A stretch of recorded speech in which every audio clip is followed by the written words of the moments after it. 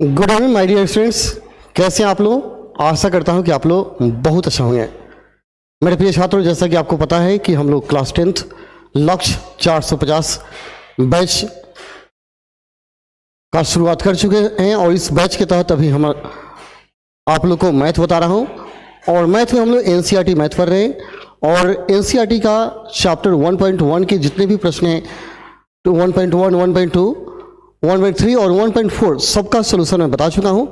आज हम लोग पढ़ेंगे 2.2 यानी द्वितीय चैप्टर के या द्वितीय अध्याय को आज हम लोग पढ़ने वाले हैं। इस चैप्टर में मैं आपको द्विघात बहुपद से संबंधित जो भी प्रश्न हैं उनके सारे प्रश्नों का सलूशन बताऊंगा तथा इससे रिलेटेड जो भी डाउट आपके होंगे उन डाउटों को क्लियर करूंगा। चलिए वीडियो को शुरू करते हैं और इस महत्वपूर्ण क्लास को आप ध्यान से देखेंगे और अपने अपने मित्रों को जरूर शेयर कर देंगे और उन्हें बता देंगे कि सर लाइव आ चुके हैं, आप लोग फटाफट जुड़ जाइए। तो फटाक से आप लोग शेयर कर लीजिए और थोड़ा सा आप लोग कमेंट कर लीजिए कि साउंड कैसा आ रहा है। ओके, अभी जुड़ गए हैं Priya Kumari, okay, Avinash Yadav, Ayush gaming, okay, good evening, बहुत बढ़िया, आप लोग जुड़ गए हैं। आप लोग थोड़ा सा एक बार देख लीजिए कि साउंड कैसा आ रहा है, ठीक है।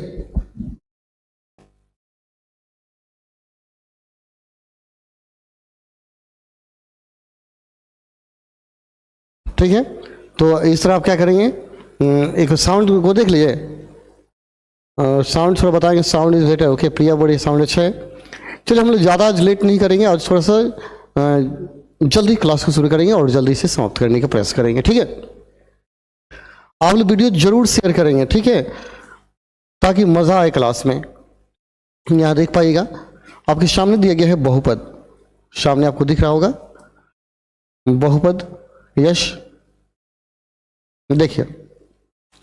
अब आपका बहुपद में द्विघात बहुपद है। ये बहुपद में क्या गया द्विघात, कल तो बहुपद का मैंने परिभाषा बताया था, आपको याद भी होगा। लेकिन उन बहुपदों में आज आपको पढ़ना है क्या, द्विघात बहुपद। तो जानना होगा द्विघात बहुपद किसे कहा जाता है। तो आपको देखिए एक चर वाला ही द्विघात बहुपद पढ़ना है, दो चर वाला नहीं पढ़ना है। तो एक चर वाला, तो एक चर वाला द्विघात बहुपद किसे कहेंगे, तो कहेंगे एक चर से निर्मित वह बहुपद, एक चर से निर्मित वह बहुपद जिसका अधिकतम घात 2 हो, द्विघात बहुपद कहलाता है। कैसे लिखेंगे, लिखेंगे एक चर से निर्मित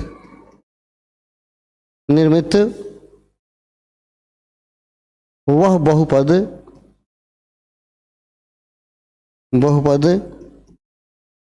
जिसका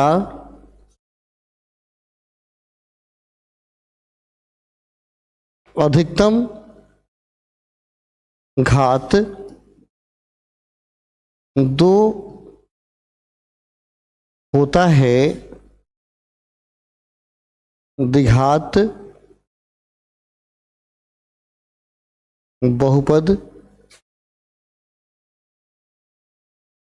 कहलाता है, ठीक है। जिसका अधिकतम घात 2 होगा उसे द्विघात बहुपद कहेंगे। याद रखिएगा द्विघात बहुपद, द्विघात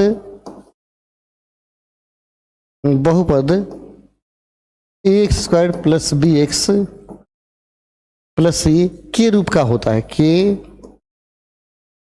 रूप का होता है। याद रखें इसी रूप में रहेगा द्विघात बहुपद, ठीक है।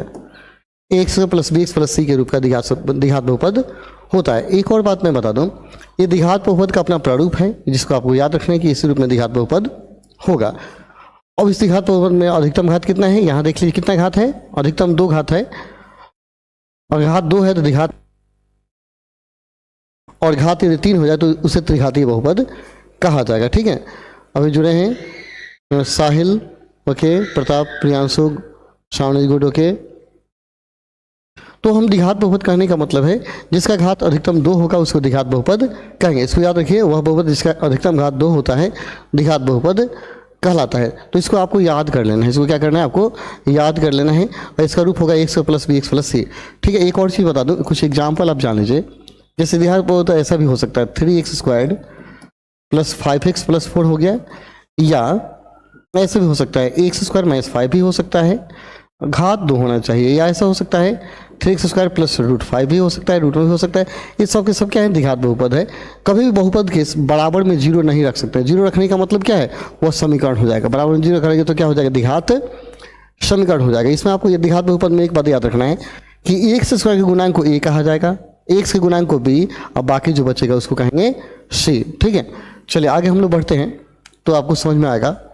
देखिए, अगर द्विघात बहुपद दिया गया है, द्विघात बहुपद आपका दिया गया है, द्विघात बहुपद अगर दिया गया है बहुपद, तो एक बात आपको याद रखना है, 1 सेकेंड। द्विघात बहुपद मैंने लिखा, द्विघात बहुपद अगर दिया है किस रूप का होगा, तो ax² plus bx plus c, इस फॉर्म का होगा। ठीक है, इस फॉर्म का होगा जिसमें x² के गुणांक को a कहेंगे, x के गुणांक को b, और बाकी जो बचा उसको c कहेंगे। इसको रट जाइएगा कि x² के गुणांक को a, x के गुणांक को b, और बाकी जो बचा उसको c। ठीक है, जैसे मान लेते हैं 2x² माइनस 5x प्लस 3।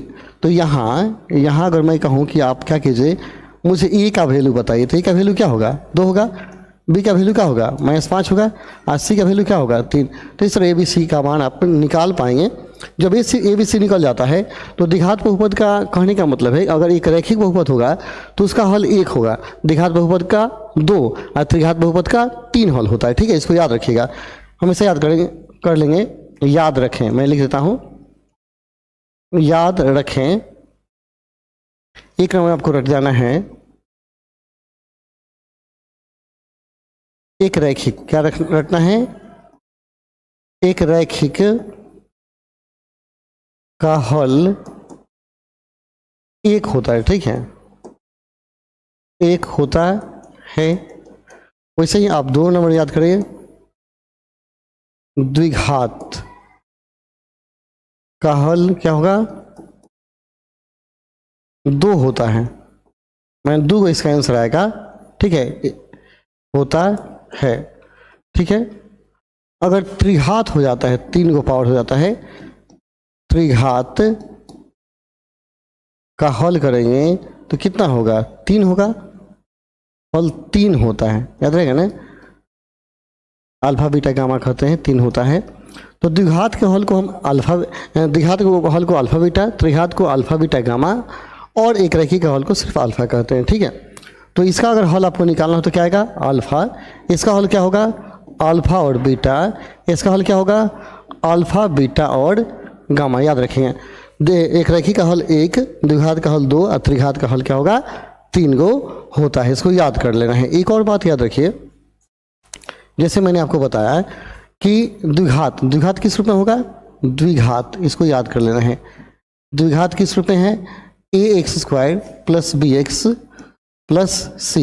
ठीक है, ये द्विघात बहुपद हो गया। ठीक है, इसमें आपको क्या करना है, एक बात याद करना है, द्विघात का मूल क्या होगा, द्विघात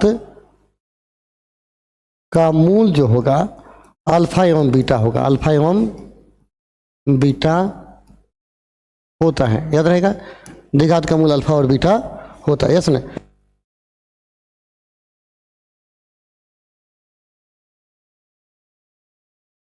ओके, अभी समीर भी जुड़ गए हैं, बहुत बढ़िया। आप लोग सर वीडियो को शेयर कर लीजिए, अपने अपने ग्रुप पे थोड़ा डाल देंगे वीडियो को। द्विघात का मूल क्या होता है, अल्फा और बीटा होता है। अगर अल्फा और बीटा है तो इसमें आपको याद रखना है मूलों का योग, एक याद करना है, मूलों का योग निकालना है। ठीक है, तो मूलों के योग को बोलते हैं अल्फा प्लस बीटा। क्या बोलेंगे, अल्फा प्लस बीटा, -b/a होता है, इसको रट जाना है, -b/a। दूसरा आपका याद कर लेना है, मूलों का गुणनफल। स्क्रीनशॉट ले लीजिए, चल याद कर लीजिए, रट जाइएगा। तो गुणनफल कहेगा तो हम अल्फा गुना बीटा कहेंगे, तो c/a होता है। ठीक है, तो मूलों का योग क्या होगा, b/a, और गुणनफल c/a। अब एक बात मैं बता दूं, थोड़ा सा इसको और नीचे मैं लिख दूँ, थोड़ा सा और एक चीज़ बताने में आराम होगा। थोड़ा सा इसको मैं नीचे करता हूँ। तो आपके सामने जो मूलों का योग लिखा हुआ है, आप देख पा रहे हो, मूलों का योग आपका लिखा है जी। ठीक है,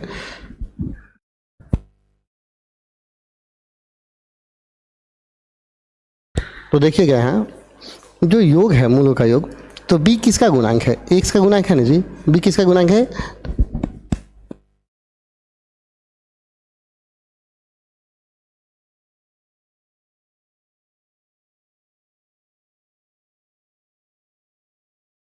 तो देखिए यहाँ जो b है वो x का गुणांक है, यस ना?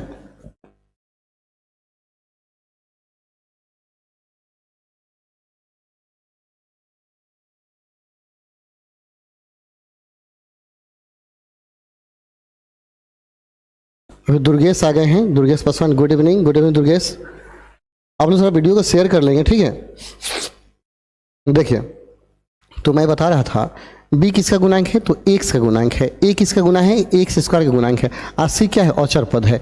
तो alpha plus beta minus b पे ये जो लिखा गया ये ऐसे भी लिखा जाता है, माइनस से दिया जाता है और लिखा जाता है x का गुणांक। क्या लिखा जाएगा? x का गुणांक। अब बटा लिखा जाएगा x स्क्वायर का गुणांक। इसको याद कर लीजिएगा, ठीक है? वैसे ही आप यहाँ देखिएगा अल्फा गुना बीटा जो आप लिखे हुए हैं सी बाई, सी क्या है? औचर पद, बटा ए क्या है? एक्स स्क्वायर गुणांक। तो यहाँ लिखा जाएगा औचर पद। क्या लिखेंगे? औचर पद बटा एक्स स्क्वायर का गुणांक। इसको रट जाना है, याद कर जाना है कि क्या होगा, ठीक है? कि अल्फा गुना बीटा क्या होगा, अल्फा प्लस बीटा क्या होगा, इसको याद करना है। एक और बात आपको याद करना है, यदि दूसरी बात याद कर लीजिए, यदि अल्फा एवं बीटा द्विघात बहुपद के मूल हो, ठीक है? मूल माने क्या होता है? शून्यक। मूल हो तो अभिष्ट, क्या लिखेंगे? अभिष्ट द्विघात बहुपद याद कर लेना है। अभिष्ट द्विघात बहुपद क्या होगा? X square minus alpha plus beta x plus alpha गुना बीटा। ये द्विघात बहुपद का फॉर्मूला हो गया, ठीक है? इसको याद रखना है। अभिष्ट द्विघात बहुपद क्या हो गया? X square minus alpha plus beta x. इसको ऐसे भी लिखा जा सकता है, एक्स स्क्वायर या माइनस अल्फा प्लस बीटा का मतलब क्या हो? मूलों का योग। क्या कहेंगे? मूलों का योग इंटू एक्स माइनस मूलों का गुणनफल। क्या होगा? मूलों का गुणनफल, ठीक है? गुणनफल, इसको याद रखिए, ठीक है? तो ये दो फार्मूला याद कर लेना है। ये दूसरा फार्मूला आपका है, एक नंबर उधर बताए थे ये गुना। तो दो फार्मूला आप याद करेंगे तो आपको सवाल पढ़ने में बड़ी मजा आएगा, ठीक है? तो अल्फा बीटा जान गए।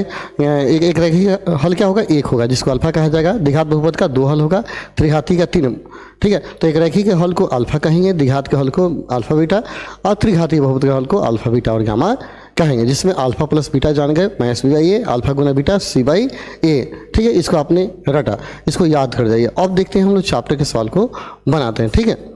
दुर्गेश,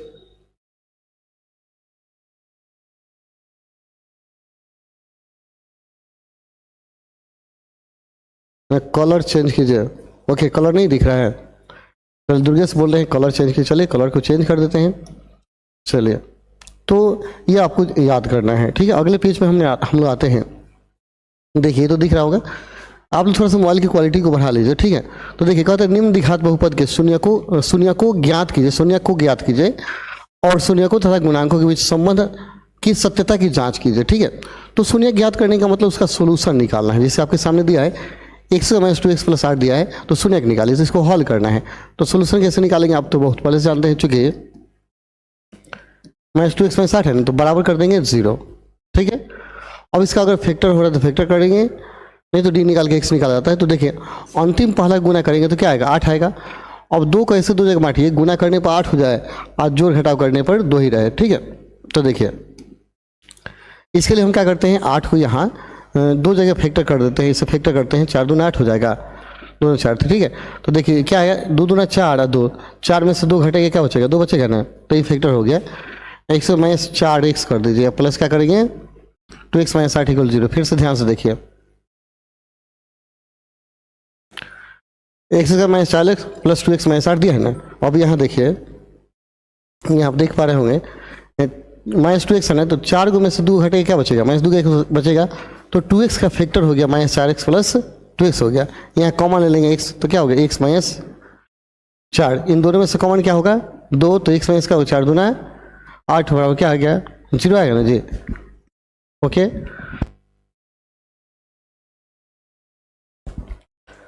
फिर आगे आगे बढ़ते हैं। देखिए इसको एक साथ रखेंगे तो x प्लस क्या हो गया 2, और क्या हो गया एगो इसमें रखेंगे x माइनस क्या हो गया 4, यानी कहने का x माइनस 4 कॉमन हो गया। तो x माइनस 4 कॉमन हो गया तो यहाँ क्या बचा 2 बचा, यहाँ बचा x, तो x प्लस 2 हो गया ना बराबर 0।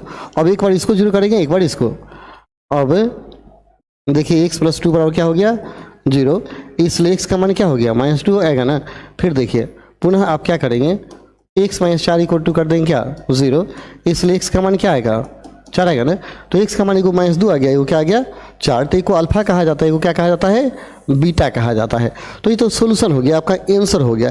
लेकिन कहता है कि शून्यकों और गुणांकों के बीच संबंध बताइए, मतलब अल्फा प्लस बीटा निकालिए, अल्फा गुना बीटा निकालिए। तो अब आपको करना होगा, अब यहाँ ये आंसर पहले बना दीजिए, यहाँ लिख दीजिए अतः अल्फा का मान क्या हो गया एगो -2 आ गया, अब बीटा का मान क्या आ गया 4, ये आपका एक आंसर हो गया।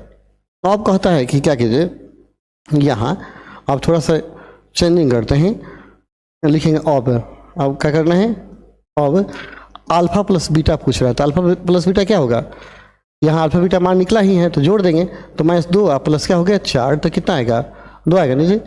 अब ये 2 जो आया है अल्फा प्लस बीटा क्या होता है फॉर्मूला -b/a होता है ना। तो देख लीजिए यहाँ 2 को लिख सकते हैं -b/a, यहाँ देखिए b का मान क्या है -2 है, a का मान क्या है 1 है, तो हम क्या कर सकते हैं -2 बटा क्या कर सकते हैं 1 कर सकते हैं। देखिए इस 2 को लिख सकते हैं -2, फिर यहाँ माइनस प्लस हो जाएगा, 1 से भाग देंगे इतना ही रहेगा। अब यह -2 किसके बराबर है -b/a के बराबर हो रहा है कि नहीं, देखिए तो यानी यही संबंध है, यही क्या हो गया संबंध, दिखा देना है कि अल्फा प्लस बीटा -b/a के बराबर आ रहा है। ठीक है,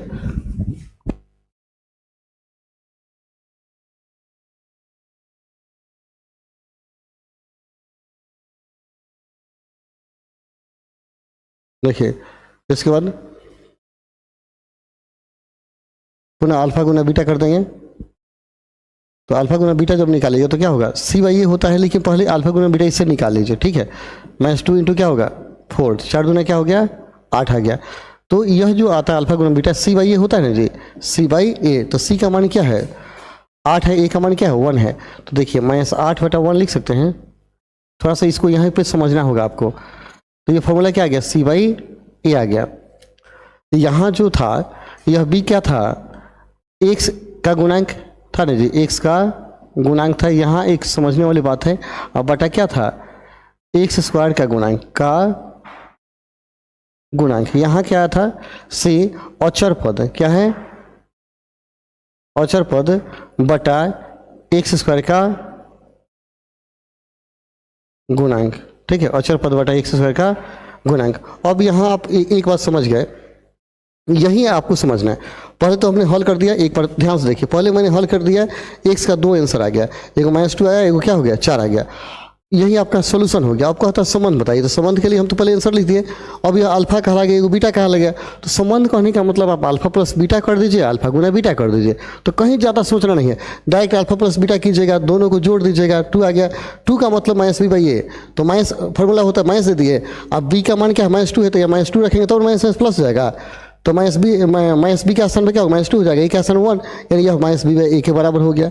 अल्फा गुना बीटा माने इसी को गुना कर दीजिए, निश्चित c/a के बराबर आएगा, c/a आप लिख दीजिएगा, आप अचर पद बटा x से गुना रखेंगे, यही अभिष्ट संबंध हो गया। यही क्या है अभिष्ट संबंध है, यानी यही आपका आंसर हो गया, ये आपका संबंध निकल गया। नीचे खाली आपको ये शो कर देना, लिख देना यही अभिष्ट संबंध है। थोड़ा सा इसको ऊपर कर लेते, ठीक है, और यहाँ नीचे लिख दीजिएगा यही संबंध है, यही अभिष्ट संबंध है,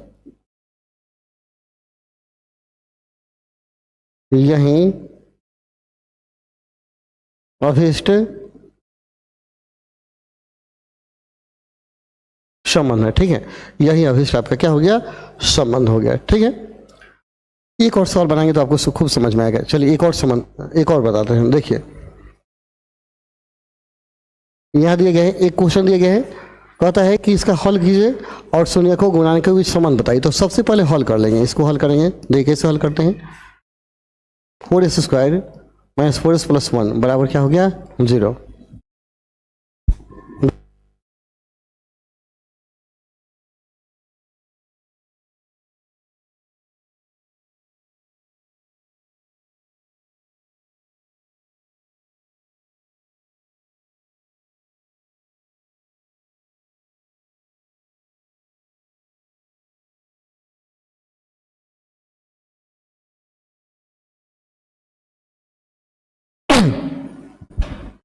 देखिए अब क्या करना है, इसको हल करना है।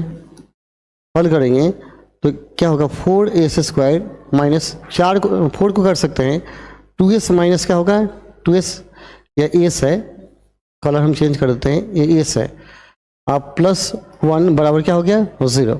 ठीक है, अब देखिए इसमें से कॉमन क्या निकलेगा, 2s कॉमन निकल जाएगा ना, 2s या एस हो गया, 2s कॉमन निकालेगा। एक मिनट थोड़ा सा कलर चेंज करते हैं, 2s हो गया तो 2 दूना 4, 2s बचेगा और 1 बचेगा ना, इसमें से 1 कॉमन निकाले तो क्या हो गया 2s माइनस क्या हो गया 1 बराबर 0 हो गया ना। अब देखिए क्या करेंगे, 2s हो गया, ये एस है, ठीक है एस है, 2s माइनस 1 इंटू क्या हो गया 2s माइनस 1 बराबर 0। तो एक बार इसको 0 करेंगे, एक बार इसको 0, तो क्या लिखेंगे अब 2s माइनस 1 बराबर 0। यस ना, थोड़ा सा हम इसको और छोटा कर दें या रहने देते हैं, या इधर लिख देते हैं, ठीक है समझ आइएगा। तो 2s माइनस 1 0 हो गया, इसलिए इस बार क्या हो गया 1/2 हो गया। पुनः इसको हल करेंगे तो क्या आएगा, पुनः आपका मान प्राप्त होगा, एस का बार 1/2 आएगा, आया ना, देख लीजिए इससे भी क्या होगा 1/2 आया, तो इससे भी 1/2 आएगा, अतः अल्फा का मान क्या हो गया, अतः अल्फा बराबर 1/2 आया। अब बीटा का मान क्या है 1/2 आया। तो ये आंसर, यही आपका क्या हो गया सोल्यूशन, यही आंसर हो गया है। लेकिन क्या होता है संबंध बताइए, संबंध बताने का मतलब अल्फा प्लस बीटा बताइए, अल्फा गुना बीटा बताइए। तो देखिए क्या बताना है, अब अल्फा प्लस बीटा दोनों को जोड़ दीजिए, 1/2 और प्लस 1/2 जोड़ेंगे ना जी, तो 1/2 और 1/2 जोड़ेंगे तो क्या आएगा 1 1 2/2 कट गया, कितना आया 1 आया, 1 आया, 1 आया है। लेकिन यहाँ क्या होता है, हम जानते हैं कि alpha plus beta minus b by ये होता है, तो बी का मान क्या है -4 है, ए का मान भी क्या है 4 है, तो -4/4 करेंगे, तो माइनस करेंगे तो प्लस हो जाएगा ना। तो हम इसको लिख सकते हैं यहाँ -4/4 लिख सकते हैं। देखिए तो 4 4 कटेगा और 1 ही ना आएगा, तो कहने का अर्थ ये क्या हो गया, यह संबंध आ गया, यह आ गया -b/a के बराबर। मतलब क्या आ गया आपका, x का गुणांक बटा क्या आ गया x² का गुणांक। एक तो ये जांच हो गया, एक और आपको जांचना है, एक और जांचना है, देखिए उसको मैं बता दूं, पुनः एक और आपको जांचना है, क्या अल्फा गुना बीटा का होता है, निकालिए। तो क्या होगा 1/2 गुना क्या करेंगे 1/2, कितना आएगा 1/4। अब देखिए उसमें एक किसका मान है, अचर पद है c, ये है, यानी कहने का अर्थ है अचर पद बटा क्या आ गया x² का गुणांक। ठीक है, यही क्या होगा अभिष्ट आपका संबंध हो गया। यह अभिष्ट यहाँ निचला है, लिखना है यही अभिष्ट संबंध है। यस ना,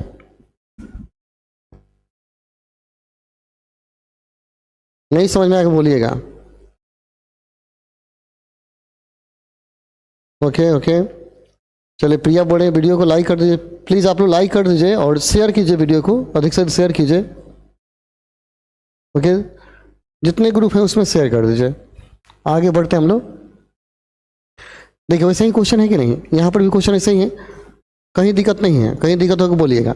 क्या दिया है 6x² - 3, तो 7x को पहले कर दीजिए, 7x को क्या कीजिए पहले कर दीजिए, 7x - 3 बराबर 0 हो गया, फैक्टर कर लीजिए, तो 6 3 18 हो गया, 9 दूना 18 होता है ना, तो 6x² माइनस क्या हो गया 9x + 2x - 3 बराबर क्या हो गया 0। ठीक है, कॉमन ले 3 3 का 9, 3 दूना 6 होता है, 3x कॉमन लीजिए, 3 दूना 6 - 3 हो गया, +1 कॉमन लेंगे तो क्या होगा 2x - 3 बराबर 0। ठीक है, इसको एक साथ रखेंगे 3x + 1, इन दोनों में से कोई एक रखेंगे ना, 3x - 1 बराबर 0।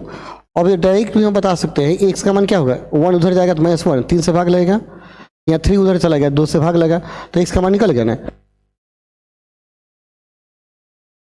तो यही एक अल्फा का मान हो गया, क्या हो गया बीटा का मान हो गया। तो अतः नीचे लिखिएगा, यहाँ लिखेंगे अतः, चिन्ह पाड़ देते हैं, अतः अल्फा का मान आपका क्या आ गया -1/3, अब बीटा का मान हो गया 3/2। ये आपका सोल्यूशन हो गया। अब ये तो आंसर आप लिख दीजिएगा, यहीं पे आंसर लिख दीजिए। अब कहता है संबंध, तो अब आपको निकालना होगा, अब अल्फा प्लस बीटा निकालना होगा। ठीक है, -1/3 है, प्लस क्या होगा 3/2, लघुत्तम ले लीजिए कि 3 दूना 6, तो 3 दूना 6 प्लस 3 3 का 9, तो क्या आ गया 7 बटा क्या आ गया 6, 7 बटा 6 आ गया। अब यहाँ देखिएगा ये 7 क्या बी का मान है, देखिए बी का मान 7 है ना जी, ए का मान क्या हो गया 6, तो माइनस बी बाई ए आया कि नहीं, तो वहीं आपको लिख देना है एक्स का गुणांक, एक्स का गुणांक बटा क्या लिखेंगे एक्स स्क्वायर का गुणांक, ठीक है ना जी। एक और गुना करना होगा, एक और आपको क्या करना होगा गुना करना होगा, एंड दिखाना होगा पुनः अल्फा गुना बीटा। अल्फा का मान क्या था, अल्फा का मान आपका था 1/3 है, बीटा का मान 3/2, माइनस 1/3 और एक क्या था 3/2। देखिए इससे कटेगा तो कितना आया -1/2 आया ना। अब यहाँ देखना है क्या सी बटा ए के बराबर है, सी का मान देखिए -3 है और ए का मान कितना है 6 है, तो -3/6 आ रहा है जी, -3/6। आगे बढ़ते हैं, -3/6 लिखेंगे, 3 और 6 कटेगा तो आगे कि नहीं, यानी यह आ गया आपका सी बटा ए के बराबर, मतलब आ गया अचर पद बटा एक्स स्क्वायर का गुणांक, यस ना। तो इस तरह क्या हो गया, ये गुणांक के बीच संबंध स्थापित हो गया। तो ऐसे ही आपको सारे क्वेश्चन में करने हैं, कहीं दिक्कत आपको नहीं होगा। इसके बाद देखिए अगला क्वेश्चन आप देख पाएंगे, आसानी से हल हो जाएगा। यहाँ आप क्या करेंगे, जब इसका सोल्यूशन निकालेंगे तो देखिए थोड़ा सा हिंट दे दूँ, 4u² प्लस 8u बराबर 0 दिया ना, इसमें कॉमन ले लेंगे, ठीक है 4u कॉमन लेंगे तो u प्लस का 4 दूना 8 0 होगा, इसलिए यहाँ कर देंगे, इसलिए क्या चिन्ह दीजिए 4u बराबर क्या हो गया 0, मतलब u का मान क्या आ गया 0 एवं देखिए u प्लस 2 बराबर क्या है 0, इसलिए u का मान क्या आ गया -2 हो गया। हालांकि अल्फा प्लस बीटा, अब अल्फा प्लस बीटा अल्फा गुना बीटा कर लेंगे, हो जाएगा ना। अब आपको करना होगा, अब अल्फा प्लस बीटा, तो अल्फा का मान 0 है, अब बीटा का मान -2 है, तो -2 है ना आएगा, ये -2 क्या होगा -b बाई ए के बराबर हो जाएगा। b का मान क्या है देखिए 8 है, a का मान 4 है, तो 8/4 करेंगे तो वो नहीं होगा जी, देखिए ना यहाँ -8/4 करेंगे आएगा कि नहीं, 2 आएगा ना, क्योंकि b का मान प्लस में दिया है, -b बाई ए होता है, ठीक है। तो यहाँ 8/4 तो -2 आएगा, तो ये -8 क्या है, तो 8 है x का गुणांक, x का गुणांक यानी -b बाई ए है x का गुणांक बटा क्या हो गया एक्स स्क्वायर का गुणांक। तो ऐसे ही आपको तो बनाना है। एक और देखिए, पुनः आपको क्या जांचना होगा, अल्फा गुना बीटा जांचना, तो इसका मान 2 है 0 है, और इसका मान कितना आया था, इसका मान आया था -2 कितना आ गया 0, तो 0 आ गया, तो क्या सी बाई ए है कि नहीं, क्योंकि सी का मान क्या है 0 दिया है, 0 बाई ए का मान क्या है देख लेते हैं, ए का मान क्या है 4 है, सी का मान 0 किस है देखिए, तो यहाँ औचर पद दिया है, औचर पद नहीं दिया, मतलब सी का मान क्या है 0 है। तो देखिए यहाँ 0 बटा क्या हो गया आपका 6 है, फिर घबराएगा ना 4 है, 0/4 है ए का गुणांक, तो 0 में 4 से भाग दें 0 आएगा।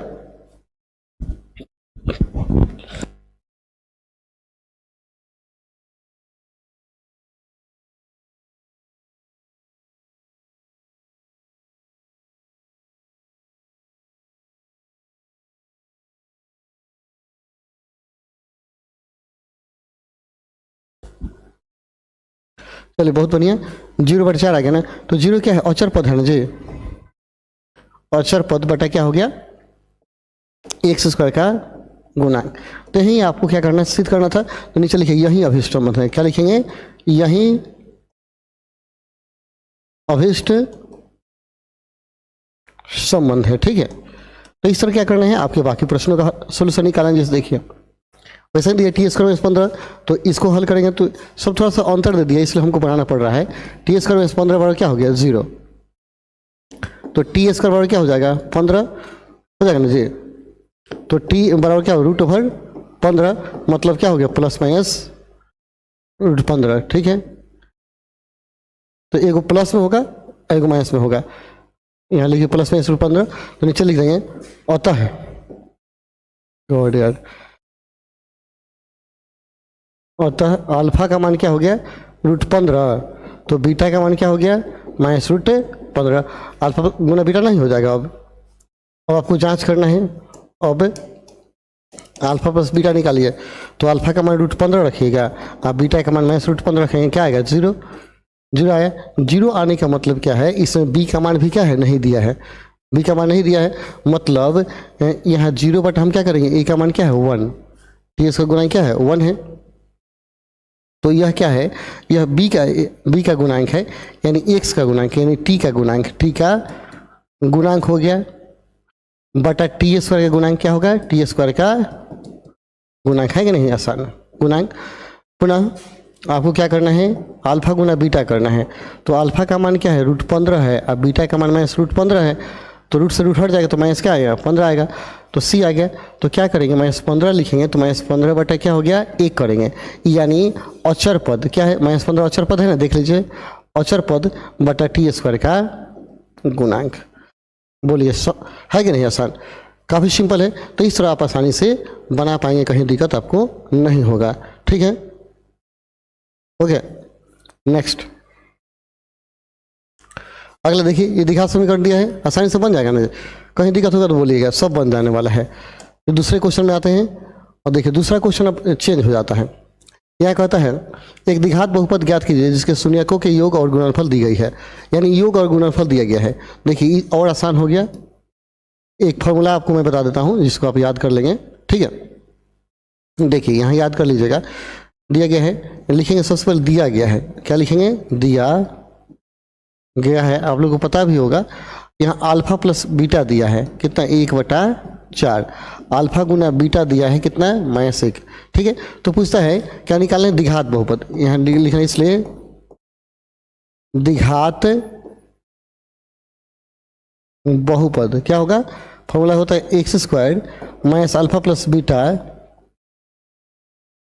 x, पहले आपको बता चुका हूँ, प्लस अल्फा गुना बीटा, ठीक है, बीटा इक्वल टू 0 हो जाए, बराबर हम 0 करेंगे तो समीकरण हो जाएगा, और 0 नहीं करेंगे तो क्या होगा, बहुपद होगा। तो मैं एक बात बता दूं, जब भी द्विघात बहुपद निकालना होगा तो पहले द्विघात समीकरण निकालिएगा, तो बहुपद लिखिएगा। तो यहाँ द्विघात बहुपद ना लिख करके हम लिखते हैं समीकरण, क्यों लिखते हैं बताते हैं, द्विघात समीकरण, चूँकि द्विघात समीकरण, यहाँ क्या लिखेंगे, चूँकि द्विघात समीकरण लिखिए, आपको मजा आएगा, क्यों मैं बता देता हूँ, द्विघात समीकरण, तो समीकरण लिखेंगे तो यहाँ बराबर क्या करेंगे 0 करेंगे।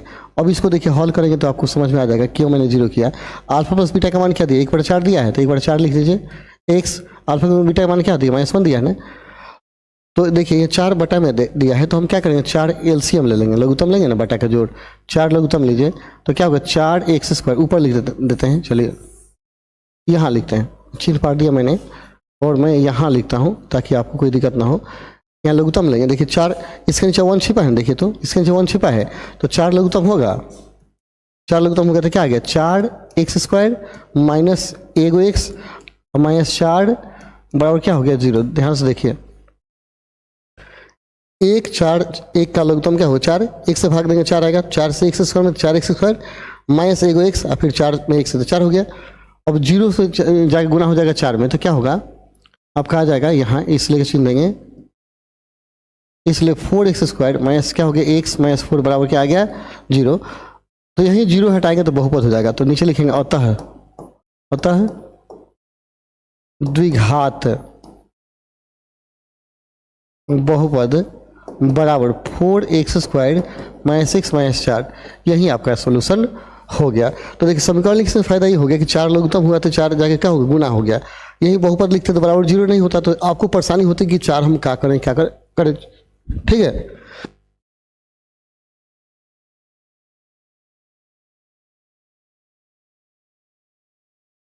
इसलिए जब भी बहुपद निकालना हो तो पहले क्या कीजिएगा समीकरण निकाल लीजिएगा और 0 छोड़ दीजिएगा, बहुपद हो जाएगा, ठीक है, आसानी होती है बनाने में। एक और बनाएंगे तो ज़्यादा समझ में आएगा। देखिए जैसे दिया है, यहाँ लिखेंगे दिया गया है, क्या लिखेंगे, दिया गया है अल्फा प्लस बीटा बराबर क्या है √2 अल्फा गुना बीटा 1/3, ठीक है। अब क्या लिखेंगे द्विघात समीकरण, ठीक है।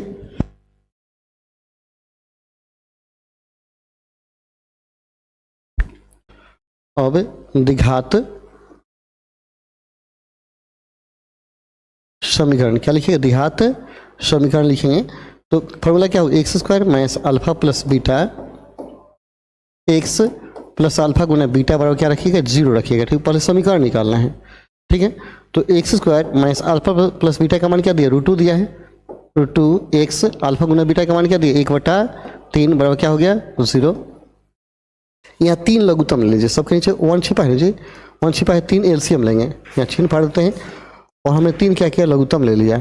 ठीक है, तो 3 से गुना होगा 3x² हो जाएगा, कितना होगा, 3x² माइनस 3√2x, ठीक है, प्लस 1 बराबर क्या हो गया, 0। 0 जाकर गुना हो जाएगा, इसलिए कितना हो गया, 3x² माइनस 3√2x प्लस 1 बराबर 0। तो लिखेंगे अब बहुपद, क्या लिखेगा, अब बहुपद क्या हो गया आपका, तो 3x² माइनस 3√2x प्लस 1, ये आपके आंसर हो गया, सोल्यूशन हो गया, है ना। आसान, तो काफ़ी सिंपल है, कहीं भारी नहीं है। कहीं दिक्कत होगा तो कमेंट कीजिएगा, हम फिर इसको समझाएंगे। ठीक है, चलिए, दुर्गेश प्रसाद, ओके, वेरी नाइस। जहाँ दिक्कत होगा दुर्गेश बोलिएगा, ठीक है। 18 नंबर क्वेश्चन देखिए, तो और आसान है कि नहीं, देखिए।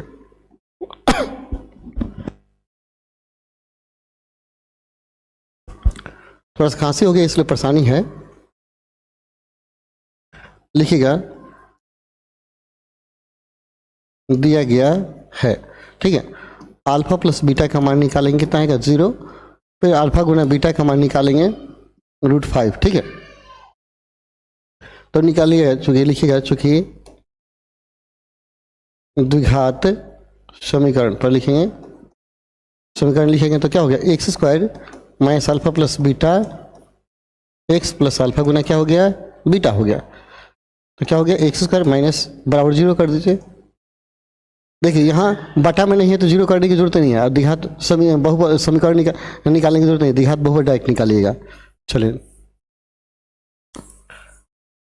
मैं फिर से इस बात को बता दूं ताकि आपको कन्फ्यूजन ना हो। थोड़ा सा देखिए, बटा में होता है ना तो लघुत्तम लेना पड़ता है, लघुत्तम एलसीएम लेकर के हल करना पड़ता है, इसलिए हम समीकरण निकाल देते हैं। ठीक है, लेकिन अगर बटा में दिया ही नहीं तो फिर द्विघात बहुपद ही डायरेक्ट निकालेंगे। ठीक है, बराबर 0 नहीं रखेंगे, द्विघात बहुपद बराबर इतना हो जाएगा। तो x² minus alpha plus beta का मान क्या रखेंगे, 0, 0x प्लस क्या होगा, √5। ठीक है, तो कितना आ गया आपका, डायरेक्ट x², तो 0 x खत्म हो जाएगा ना, x प्लस क्या हो गया, √5। यही आपका सोल्यूशन हो गया, इसे समीकरण की जरूरत नहीं है। जब बटा में दिया रहेगा नहीं योगफल गुणनफल, तो आप क्या कीजिएगा, समीकरण निकालकर तब बहुपद निकालिएगा। ठीक है, अब यह देखिए क्वेश्चन, एक दिया है, x² माइनस x प्लस 1 हो जाएगा आंसर। ठीक है, अब यह देखिए क्वेश्चन, एक बटा में दिया है तो समीकरण निकाल लेंगे, है कि नहीं, तो आप आसानी से बना पाएंगे, कहीं दिक्कत आपको नहीं होगा। ये भी देखिए आसानी से बन जाएगा ना, तो अब कहीं दिक्कत हमको लगता है कि नहीं होगा। ठीक है, इस प्रकार इस चैप्टर के सारे प्रश्न खत्म हो गए। अगर कहीं डाउट होगा, कहीं दिक्कत होगा तो आप कमेंट कीजिएगा, हम आपको बताएंगे। कहीं घबराने की जरूरत नहीं, घर बैठे आपके मैथ की तैयारी सुपर हो जाएगी और आप निश्चित हमारे जो लक्ष्य है 450 प्लस, उसे आप हासिल करेंगे।